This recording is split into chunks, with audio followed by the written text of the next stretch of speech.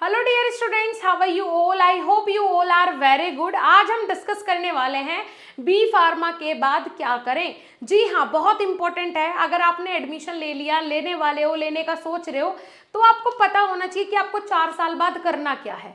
Right, ये बहुत ज़रूरी है। लेकिन फार्मेसी के स्टूडेंट ऐसे हैं जिन्होंने फार्मेसी कंप्लीट भी कर ली, अभी तक भी उनको समझ नहीं आ रहा कि उनको करना क्या है। ये उनकी गलती नहीं है, कहीं ना कहीं जिस कॉलेज में वो पढ़ रहे हैं, जहां से उन्हें नॉलेज मिली है, वहीं पे उन्हें इस तरीके से गाइड ही नहीं किया गया कि अपनी लाइफ में करना क्या है।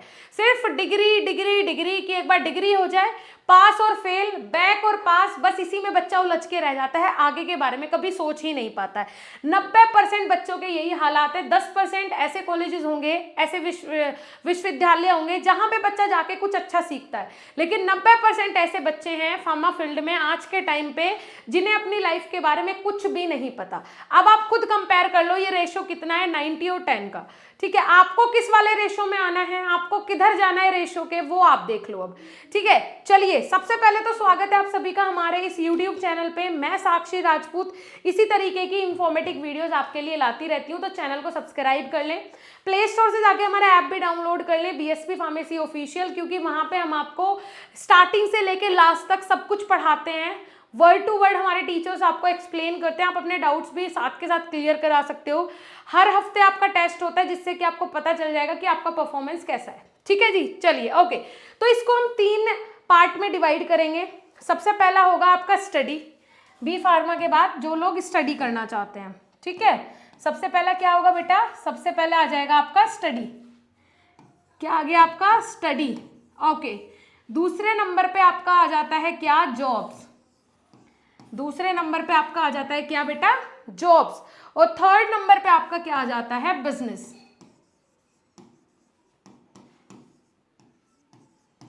ठीक है जी, ये 3 हमने यहाँ पे प्रोस्पेक्टस लिए हैं। ठीक है, 3 चीजों पे आज हम मेनली बात करने वाले हैं। ठीक है, 3 पैरामीटर्स हमने मेनली लिए हैं जो कि होते हैं, जो बी फार्मेसी के बाद मेनली होते ही हैं। अब बात कर लेते हैं स्टडी की। स्टडी में अगर आप सबसे पहले क्या करोगे, सबसे पहली जो चॉइस होती है बच्चे की वो होती है एम फार्म। क्या हो गई भाई? एम फार्मा हो गई। दूसरे नंबर पे क्या होगी? MBA। तीसरे पे क्या होगी? IIT। और फोर्थ पे आ जाता है फार्म डी। Pharm D. ठीक है, अगर आप स्टडी करना चाहते हो तो यही सारी चीजें करोगे। बात कर लेते हैं जॉब्स की। जॉब्स में सबसे पहले आ जाता है इंडस्ट्रियल। या तो आप इंडस्ट्री में जाओगे, सबसे पहली चॉइस यही होती है बच्चे की। दूसरा आ जाता है आपका, कहाँ पे जाओगे आप? सेकंड नंबर पे। अगर आप इंडस्ट्री में नहीं गए तो कहाँ जाओगे? हॉस्पिटल में जाओगे। जाओगे कि नहीं जाओगे? यही सोच के रखा है।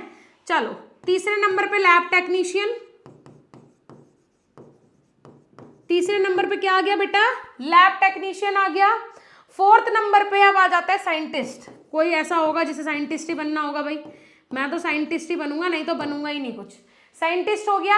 इसमें काफी सारे फैक्टर्स होते हैं, जैसे आप पहले इंडस्ट्री में काम कर रहे हो, R&D में काम कर रहे हो, क्वालिटी एश्योरेंस, क्वालिटी कंट्रोल, अलग अलग डिपार्टमेंट्स होते हैं, तो उन्हीं में आगे जाके आप साइंटिस्ट लेवल पे भी पहुंच जाते हो। लेकिन ऐसा नहीं होता ना, बच्चा ABCD ना सीखे हो सेंटेंस बोलना शुरू कर दे, नहीं हो सकता ना। पहले आपको लैब में काम करना होगा। धीरे धीरे अगर आपका दिमाग रिसर्च की साइड जा रहा है तो आप साइंटिस्ट बन सकते हो। ठीक है, अगर आपको न्यू न्यू इन्वेंशन करने में मजा आ रहा है। क्लियर हो गया? गवर्नमेंट सेक्टर की बात कर रहे थे, इस बिजनेस को थोड़ा साइड ले जाते हैं, है ना। यहाँ पे पहले जॉब को ही क्लियर कर लेते हैं। चलो जी, यहाँ पे आ जाता है गवर्नमेंट सेक्टर। क्या आ गए भाई? गवर्नमेंट सेक्टर आ गए। वो बोलते हैं ना हुकुम का इक्का, ये गवर्नमेंट सेक्टर इंडिया में वो माना जाता है कि जिसकी गवर्नमेंट जॉब है उससे परफेक्ट कोई है ही नहीं, है ना। काला हो, पीला हो, कैसा भी लड़का हो, फिर उसे भी अच्छी सुंदर वाइफ मिल जाती है ना। तो गवर्नमेंट सेक्टर ही होना चाहिए आपकी भी पहली चॉइस। सोचते हो आप भी यही? तो गलत सोचते हो बेटा, गवर्नमेंट सेक्टर से ज्यादा प्राइवेट सेक्टर में पैसा है आज के टाइम पे। चलो, गवर्नमेंट सेक्टर में आ जाते हैं। गवर्नमेंट सेक्टर में सबसे पहले आपको बात कर लेते हैं रेलवे। Railway pharmacist. अगर रेलवे फार्मासिस्ट बन जाओ तो बढ़िया है भाई, सच में बढ़िया है। ठीक है, रेलवे फार्मासिस्ट बन जाओ, सबसे बढ़िया है। एक आपका खुद का तो हो ही जाएगा फ्री, ऑल ओवर इंडिया में आप AC में घूमोगे, एक सीट आपकी हो जाएगी।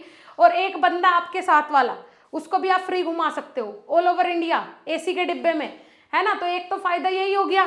चलो, अब कम से कम इतना फायदा हो गया, रेलवे में अच्छी खासी जॉब होती है, एक रेपुटेटेड जॉब होती है, ज़्यादा घिसड़ वाली जॉब नहीं होती, अच्छा खासा आप वहाँ काम करोगे, काफ़ी सारी चीज़ें नई भी सीखने को मिलेगी, नए लोगों के साथ भी रहना मिलेगा। ठीक है जी, चलिए ये हो गया। चलो अब बात कर लेते हैं पैरामेडिकल। पैरामेडिकल क्या भला है मैम? पैरामेडिकल क्या भला है मैम? फार्मेसी कोर्स तो पैरामेडिकल में नहीं आता, तो आप जॉब कैसे बता रहे हो? जितनी भी वैकेंसीज निकलती हैं, जैसे डिफेंस में कोई वैकेंसी आई, नेवी में आई, कहीं भी कोई वैकेंसी आती है, तो पैरामेडिकल के अंदर ही वो वैकेंसी देते हैं फार्मासिस्ट की। ठीक है, उसका नाम होता है उनकी वैकेंसी का, उसी के अंदर आता है। फिर आ जाता है ड्रग इंस्पेक्टर, इंपॉर्टेंट है जी, ड्रग इंस्पेक्टर। ठीक है, ड्रग इंस्पेक्टर बन जाओ, फार्मासिस्ट बन जाओ। ठीक है, और जितने अभी पैरामेडिकल में सारी डिफेंस वगैरह आपके सब आ गए, है ना। फिर उसके बाद टीचर भाई, टीचर, टीचिंग, टीचिंग, टीचिंग पता ना, जानते हो ना टीचिंग क्या होती है? चलो अच्छी बात है, जानते हो तो। ये हो गया, गवर्नमेंट सेक्टर भी होगा, प्राइवेट सेक्टर भी होगा बेटा। ठीक है, दोनों ही सेक्टर में एज आप लेक्चरर या फिर एज अ टीचर आप काम कर सकते हो। ठीक है, चलिए कोई दिक्कत नहीं है।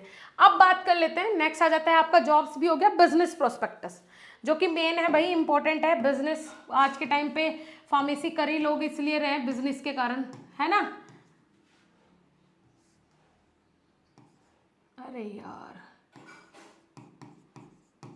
ठीक है, चलो जी बिजनेस की बात कर लेते हैं, इंपॉर्टेंट है, काफी लोगों को बहुत इंटरेस्ट भी आएगा बिजनेस में। चलो बिजनेस की बात कर लेते हैं, तो सबसे पहले क्या आ जाएगा बेटा? Medical store.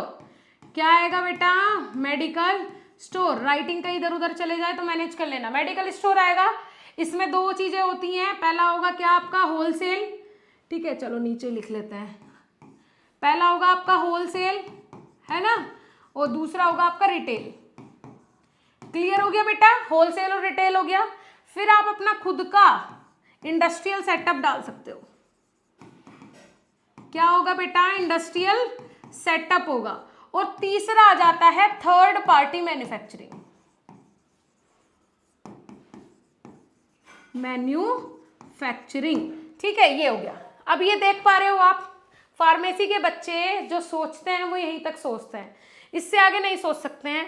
अब स्टडी में एक चीज और बताऊंगी मैं, अगर आप स्टडी ही करना चाहते हो, एमफार्म करना चाहते हो, जीपेट क्वालिफाई करो। ठीक है, फिर उसके बाद नाइपर क्वालिफाई करो, और एक बेस्ट इंस्टीट्यूट पकड़ो।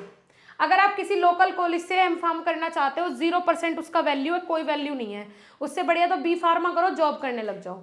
अगर आप कुछ करना ही चाहते हो, पढ़ना चाहते हो अपने जीवन में, फार्मा फील्ड में आगे जाना चाहते हो, विदाउट जीपेट अगर आप एमफार्म कर रहे हो तो उसकी वैल्यू नहीं होती है। ठीक है, ठीक है, आप किसी कहीं फार्मास्यूटिकल इंडस्ट्री में जॉब कर रहे हो तो वहाँ तो उसकी वैल्यू नहीं होगी, अगर आपके एमफार्मा कंप्लीट हो जाए, थोड़ी बहुत वैल्यू होगी अगर आप स्विच करते हो कंपनी। फिर उसके बाद आ जाता है एकेडमिक्स। एकेडमिक्स में आपका इसका फायदा होता है कि जब आप बी फार्मा कर रहे हो तो सैलरी आपकी वही 20,000 के समथिंग होगी, 18-20 हज़ार के समथिंग। एम फार्मा हो जाएगी तो सैलरी वही 25-26 हो जाएगी, प्रमोशन होते होते आपकी 30-32 सैलरी हो जाएगी, है ना। ये होता है। तो यहाँ पे अगर आपने काम करना है फार्मा सेक्टर में और स्टार्टिंग से शुरू कर रहे हो, कोई एक्स्ट्रा नॉलेज आपके पास नहीं है, एक नॉर्मल कॉलेज से करके आए हो, तो भाई शुरुआत आपको 8,000 से करनी होगी, 8,000-9,000 से शुरुआत करनी होगी। इतनी ही जॉब में सैलरी मिलती है आपको, क्योंकि आज के टाइम पे फार्मा का बंदा, मैंने बताया ना 10% और 90% वाला है। 10% वाले तो जीपेट और नाइपर क्वालिफाई करेंगे और बढ़िया निकल जाएंगे, या फिर सीधा ड्रग इंस्पेक्टर क्लियर करेंगे और निकल जाएंगे, साफ जाएंगे। वो 90% वालों का इंतजार नहीं करेंगे। ठीक है, चलो मेरे हिसाब से सारे प्रोस्पेक्टस आपके क्लियर हो गए होंगे। माइंड सेटअप आपने बना लिया होगा कि अब आपने अपने जीवन में क्या करना है। अभी बना लो तो अच्छा रहेगा, बाद में अगर बनाना भी चाहोगे तो देर हो जाएगी, कुछ नहीं कर पाओगे, फिर पछताने के अलावा बचेगा ही नहीं कुछ। चलो ठीक है, मेरे हिसाब से इतना समझाना काफ़ी है, अब आपकी मर्जी, आपको समझना है या नहीं समझना। ठीक है बच्चे, ओके, मिलेंगे नेक्स्ट इंपॉर्टेंट वीडियो के साथ, तब तक के लिए थैंक यू।